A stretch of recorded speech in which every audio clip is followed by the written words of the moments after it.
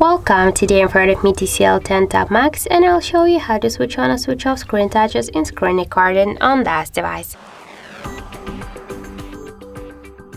So let's first launch the settings and then tap on the advanced features. After that, you'll see here screen recorder section. Tap here and you'll see here the screen touches record touch interaction switcher.